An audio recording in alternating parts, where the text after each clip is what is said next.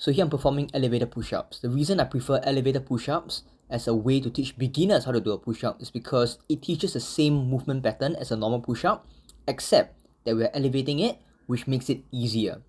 Here you can see I'm pointing my chest bone to the bar because that is where I'm aiming for. I want that part of my chest bone to reach that part of the bar. Oftentimes people either go too high or too low, which results in their arms flaring out either too far out at 90 degrees at the shoulder or too tucked in where there is no angle at all at the shoulder joint.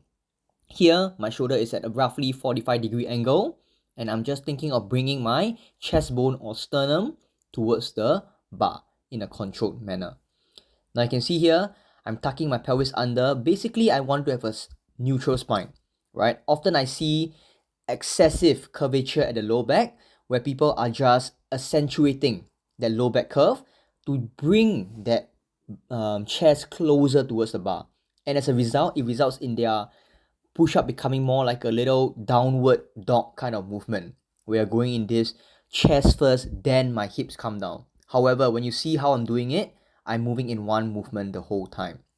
So the few things when you're doing an elevator push-up is to set the angle or the height of the elevation appropriate for your level. And number two is to ensure that you are at an appropriate distance from the bar. Too near and you're going to be overshooting the bar. Too far and you're going to have to compensate to bring that chest bone towards the bar. And it results in an awkward movement pattern for your shoulders.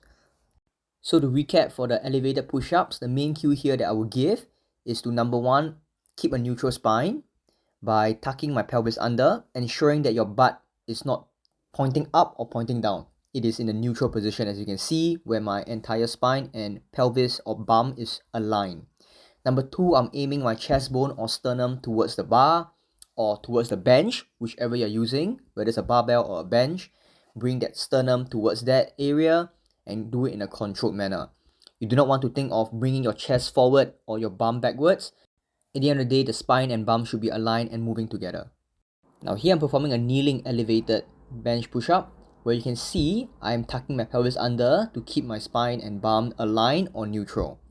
So here similarly the same principle applies in that I'm bringing my sternum or chest bone towards the bar or the bench, whichever they are using as an elevated position, and I'm doing it in a controlled manner.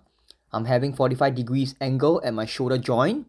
I'm not tucking it out or tucking it in too much, but I'm just moving it as one unit in terms of how my body and my lower limbs move, right? The main thing here is that you do not want your chest to go down faster than your bum or your bum to come down faster than your chest. They should move in that same alignment or same speed. So here another angle, you can see I'm keeping my shoulder angle at about 45 degrees. I'm bringing my sternum or chest bone towards the bar and I'm doing it in a controlled manner. You can do this with a bench or another object that allows the elevation. But once again, doing it on my knees allows me to do this much easier than doing it on my feet. So this can be a different variation if you can't perform it with your feet up. So in this last variation here, you can see that I am putting a weight plate under my feet to elevate my feet further, right? So this is only done if you are reaching the bench height or whatever elevation height has reached its limit in terms of how low it can go, and you are already strong enough to do it elevated at a higher level in terms of getting it more difficult, but not strong enough to do it flat on the ground. So then I will elevate it by putting an object under your feet to artificially bring you closer towards that bar height so that you are more and more horizontal, which ends up mimicking how you would do it on a flat ground where you are absolutely horizontal. But once again here, the same principle applies.